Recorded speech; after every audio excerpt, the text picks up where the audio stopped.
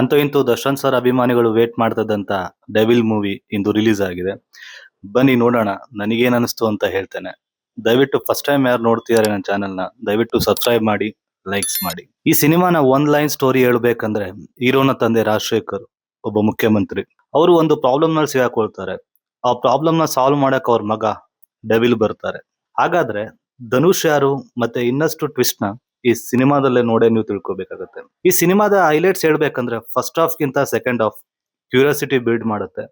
ಮತ್ತೆ ಇದರಲ್ಲಿ ಡೆವಿಲ್ ಮತ್ತು ಕೃಷ್ಣ ಕ್ಯಾರೆಕ್ಟರ್ ಬಿಲ್ಡ್ ಆಗೋ ಕಾನ್ಫ್ಲಿಕ್ಟ್ ವರ್ಕ್ ಆಗಿದೆ ಅಂತಾನೆ ಹೇಳ್ಬೋದು.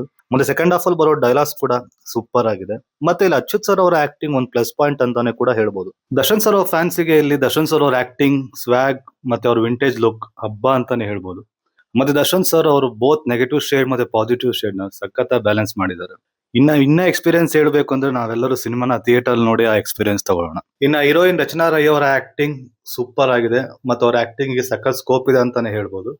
ಮತ್ತೆ ಅವರ ಮತ್ತು ಕೃಷ್ಣ ಕ್ಯಾರೆಕ್ಟರ್ ಅವರ ಲವ್ ಸೀನ್ಸ್ ಸಖತ್ ವರ್ಕ್ ಆಗಿದೆ. ಒಟ್ಟಾರೆ ಹೇಳ್ಬೇಕಂತಂದ್ರೆ ಪ್ರಕಾಶ್ ಸರ್ ಮತ್ತು ದರ್ಶನ್ ಸರ್ ಇಬ್ರು ಸೇರಿ ದರ್ಶನ್ ಸರ್ ಫ್ಯಾನ್ಸ್ ಗೆ ಒಳ್ಳೆ ಮಾಸ್ ಅಂಡ್ ಎಂಟರ್ಟೈನ್ಮೆಂಟ್ ಫಿಲ್ಮ್ ಕೊಟ್ಟಿದ್ದಾರೆ. ಇನ್ನ ಸಾಂಗ್ಸ್ ಅಂಡ್ ಬಿಜಿಎಂ ಬರೋದಾದ್ರೆ ಹಜನೀಶ್ ಲೋಕನಾಥ್ ಸರ್ ಅವರು ಸೂಪರ್ ಆಗಿ ಮಾಡಿದ್ದಾರೆ. ಒಟ್ಟಾರೆ ಹೇಳ್ಬೇಕಂತಂದ್ರೆ ದರ್ಶನ್ ಸರ್ ಅವ್ರ ಫ್ಯಾನ್ಸ್ ಗೆ ಡೆವಿಲ್ ಮೂವಿ ಒಂದು ಪಕ್ಕಾ ಎಂಟರ್ಟೈನ್ಮೆಂಟ್ ಅಂಡ್ ಮಾಸ್ ಫಿಲಂ ಅಂತಾನೆ ಹೇಳ್ಬೋದು. ಯಾರು ಏನೇ ಹೇಳಿ ಇದು ನಮ್ಮ ಕನ್ನಡ ಚಿತ್ರ. ನಮ್ಮ ಕನ್ನಡ ಚಿತ್ರನ ನಾವೆಲ್ಲ ಸಿನಿಮಾ ಥಿಯೇಟರ್ ನಲ್ಲೇ ಹೋಗಿ ನೋಡೋಣ.